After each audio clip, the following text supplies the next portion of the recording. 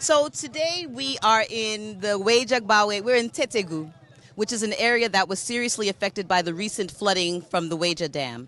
And the AccraPremium Foundation, together with our partners, Dzata Cement, it's MX24, PIPAs, FlexiPay by First Atlantic Bank, and KFC have come to share food with the community just to put a smile on the children's faces, maybe make it easier for moms in the area that are dealing with getting their homes back in shape, cleaning up and getting back to normalcy after the terrible flooding. We've seen you do this in Osu all the way to this place. Why from Osu to this point? So historically, this event began when COVID happened. And we started out by passing food out in Osu, Jamestown, Medina, and Ashaiman. But then this emergency happened, and we realized that maybe we should redirect some of our attention, like still do something for Osu and for Jamestown, but redirect our attention to the families affected in this Weija constituency. So that's why we're here. And so how many families are you looking at feeding? Our goal is to feed 1,000 people today, and in partnership with KFC and our partners, we have 1,000 rice bowls. It's rice and chicken bowls. They're very nice that we're passing out to families, children and adults all around. All right, so what is your message to other foundations with regards to the disaster that happened in this municipality? I think one of the most beautiful things about Ghanaians is that no matter how difficult we are, we really love each other and we really care. And if we can help, we come together without hesitation. If you know how easily I just picked up the telephone and called people and said, listen, we want to do this. And so many friends came on board and wanted to support and make it happen. So I would just say all Ghanaians to do what we do naturally, which is love each other, take care of each other, look out for each other in times of crisis. And, God forbid, when it's our time of crisis, someone will be there to look out for us as well. Your message to corporate organizations? The corporations have a responsibility to make the situation here better when they can. So if they have room in their budgets to go outside of whatever they've projected for the year to help people that are in actual crisis right now, we would encourage you to do that. Please give us your full name. My name is Melissa Mensah. I am the founder of AccraPremium and the person who put together this initiative in partnership with KFC, Dzata Cement, FlexiPay by First Atlantic Bank, PIPAs, and BT Ranking.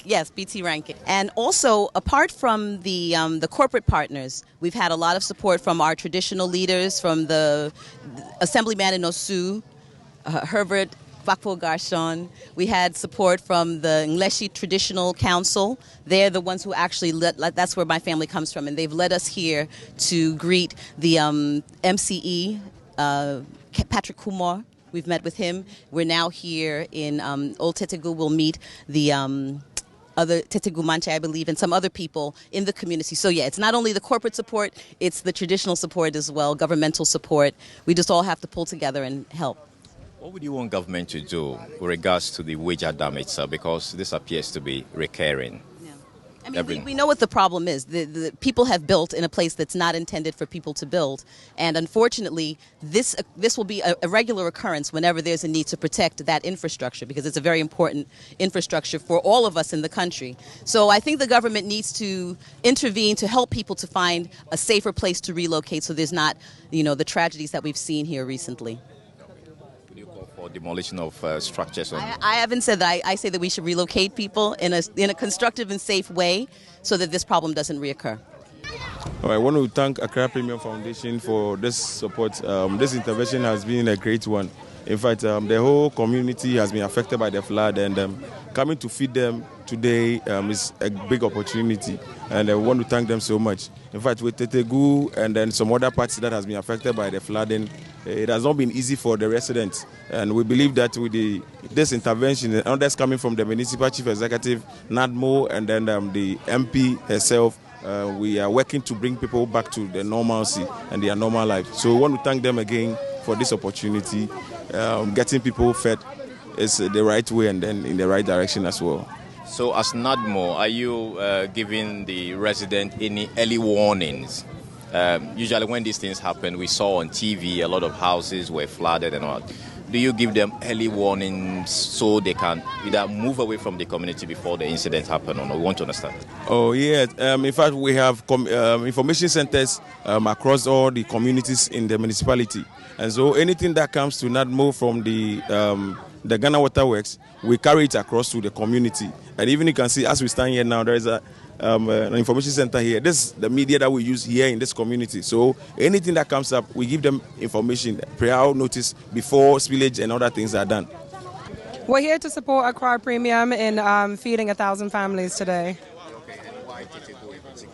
Because this was the area that was really badly affected by the recent floodings. So this is why we decided to come here and put some attention to this area. Is there a message you want to send out there to maybe the residents, to the municipality, to government, to support the people? Any message? I think that the key thing to do is just to work together as a community, because together we can actually achieve more. So that's actually what I would say. I think working together is the message. What motivated you to do this? I mean, for me, it doesn't take a lot. The area was flooded and people need to eat. That's the only motivation I need. That's it. Yeah, I just like to help people out. Yeah.